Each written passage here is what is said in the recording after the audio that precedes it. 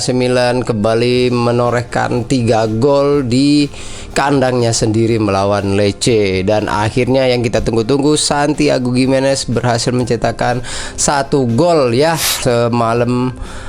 Berkat hasil dari asisnya Bartoszagi, Santiago Gimenez pecah telur guys ya. Semakin kesini AC Milan semakin enak ditonton, tapi jangan bersenang hati dulu ya, karena kita belum tahu nanti ketika lawan tim-tim besar.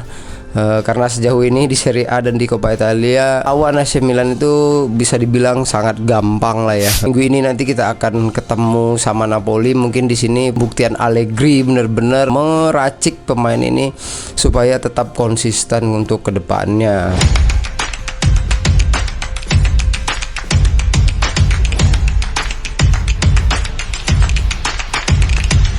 Langsung saja kita bahas untuk seputar pertandingan-pertandingan di pertengahan minggu ini. Oke, yang pertama dan utama tentu saja sekali lagi saya akan terus dan menerus membahas AC Milan. Jadi analistik untuk yang pertama adalah bagaimana konsistensi AC Milan sepanjang musim ini, yang terhitung masih awal musim banget ya. Jadi baru 4 pertandingan di Serie A, dan kebetulan AC Milan ini dari awal banget memulai Coppa Italia, karena kemarin Milan hanya berada di peringkat 10 atau 8 lupa ya. Pokoknya AC Milan itu tidak kayak biasanya yang memulai start Coppa Italia itu dari 16 besar. Jadi dengan kemenangan semalam, AC Milan kemungkinan akan bertemu dengan Lazio di babak 16 besar. Patut kita saksikan bagaimana konsistensi AC Milan, mengingat di mana tahun kemarin AC Milan berhasil mencapai final, tapi sayang banget kemarin kalah sama Bologna. Sekiranya menang ya kemarin, AC Milan minimal mendaratkan 2 trofi setelah Super Coppa Italia. Oke, langsung saja kita analisis beberapa gol dan siapa saja yang menampilkan permainan yang sesuai ekspektasi kita sejauh ini, karena AC Milan sudah makin enak banget ditonton ya. Semoga selalu konsisten dan Allegri juga bisa menempatkan para pemain pada posisi yang sebenar-benarnya, bukan yang kira-kira ini uji coba aja nih, dipasang bongkar pasang tapi nggak tahu tujuannya kayak gimana. Itu yang terjadi di awal permainan di Serie A, kayak lawan Cremonese dan akhirnya AC Milan kalah. Itu adalah penyebabnya menurut saya pribadi, itu adalah penempatan para pemain yang kurang pas untuk Allegri. Tapi di minggu-minggu selanjutnya sampai semalam itu Allegri sudah bisa bagaimana memanage, walaupun dia masih di bench, juga masih di tribun karena belum bisa nonton karena suspend. Tidaknya asistennya sudah menyampaikan apa yang Allegri mau, dan akhirnya inilah kesempatan bagaimana Milan di tahun ini minimal sekali lagi bisa mencapai zona Eropa lagi, dan syukur-syukur bisa Scudetto lagi. Kayaknya bisa lah ya. Tapi ya itu tadi, Milanisti jangan senang dulu. Kita masih akan lihat Milan bagaimana melawan tim-tim besar. Masih ada Juve, masih ada Inter, masih ada Napoli dan yang lainnya. Sekali lagi untuk apresiasi di pertandingan semalam, sebenarnya kita masih bisa mencetak lebih dari 3 gol sebenarnya ya, mengingat dari tembakan kita punya 24 shot kalau nggak salah itu, terus ada 10 on target. Yang jelas penguasaan bola jauh sekali, karena Mike Maignan itu kayaknya kalau dikasih kopi bisa ngopi dulu kayaknya ya. Memang benar-benar sepanjang permainan kalau nggak salah cuma 3 shot yang dilayangkan, 2 shot on target, 1 on target dari Lecce. Untuk notice selanjutnya itu kembali lagi kepada Kapten Amerika Christian Pulisic sebagai pemain pengganti. Dia berhasil langsung mencetakkan gol tidak lama setelah dia masuk. Christopher Nkunku juga akhirnya pecah telur dengan selebrasi balonnya. Kita tunggu-tunggu dan semuanya merayakan, seru banget, keren.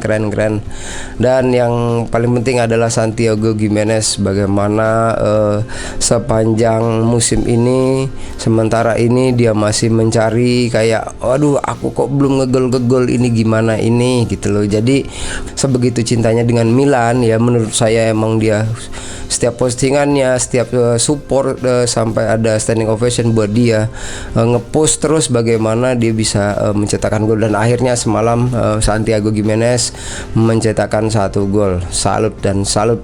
Selanjutnya di sisi kanan Alexis Salamaker, lagi-lagi ini bocah on fire banget, nggak pernah diganti. Tapi di babak kedua akhirnya dia digantikan oleh ATKM ya. Pius gokil ini bocah dari awal, dari dia dipinjemin ke Bologna balik lagi ke Milan, dia nggak pernah flop ya sejauh ini di 4-5 pertandingan ini. Alexis top.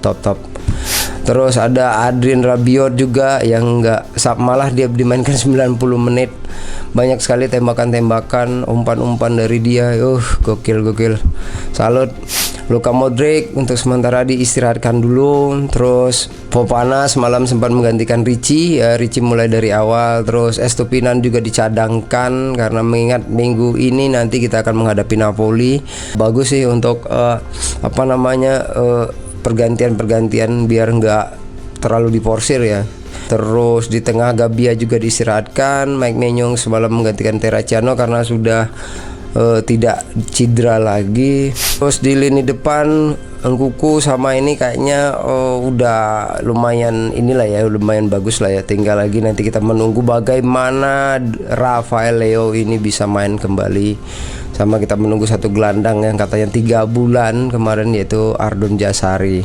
Selanjutnya mungkin untuk kedatangan pemain lagi kita bisa lihat di Januari ya. Kayaknya AC Milan ini masih mencari sosok striker yang masih bisa menambah daya gedor di lini depan AC Milan. Kalau emang Christopher Nkunku sama Santiago Gimenez akan konsisten di musim ini, mungkin kemungkinan besar di Januari nanti AC Milan tidak akan menambah lagi ya.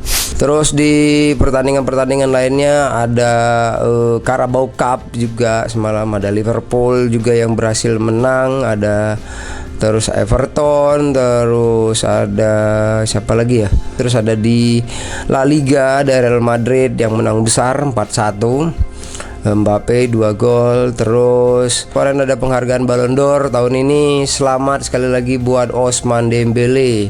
Akhirnya pemain Prancis dan kulit hitam menjadi peraih Ballon d'Or lagi ya. Setelah terakhir ada Karim Benzema, dan yang kulit hitam itu terakhir berarti itu kada ya Ronaldinho lah ya. Ya, ingat saya itu dulu pernah ada George Weah yang benar-benar dari Afrika. Ada siapa lagi ya kulit hitam, kayaknya dikit sekali ya. Terus ada pemain Perancis itu ada Platini dulu, ada Zidane, terus ada Benzema. Ada perdebatan yang bilang kalau kenapa Rafinha itu di peringkat 5 ya kan. Mungkin kalau misalnya terjadi di final antara PSG dan Barca kemarin, saya yakin Rafinha yang bakalan dapat. Tapi ya kebetulan ini memang di semifinal Barcelona itu kalah oleh Inter. Sebenarnya untuk final emang lebih seru kayaknya Barca dan PSG ya, mengingat di finalnya sangat menurutku salah satu final terburuk lah. Masuk final 5 gol kan lucu.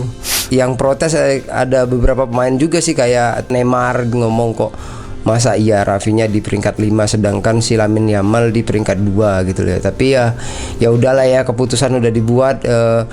Selalu ada kontroversi di mana perayaan itu kadang kita nggak tahu ini penilaiannya dari segi apa. Kalau menurut saya pribadi, Dembele di musim ini sudah sangat pantas secara dia mendapatkan gelar, secara kontribusinya di tim dan di timnas juga.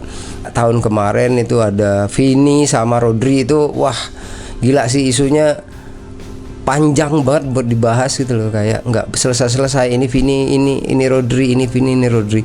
Ya udahlah ya, mungkin di lain waktu kan masih ada banyak kesempatan lagi. Tuh Rodri juga pas itu sekarang udah cedera dan nggak masuk nominasi bahkan ya kan. Kadang itu sebuah perdebatan cuman oleh fans tok, karena nggak terima pemain favoritnya nggak mendapatkan gelar gitu segala macamnya. Dan minggu ini nanti akan seru juga, banyak pertandingan besar yang akan tersaji di minggu ini. Mungkin cukup itu aja untuk pembahasan singkat saja minggu ini. Kalau ketemu lagi nanti di minggu ini kita akan bahas-bahas pertandingan lainnya.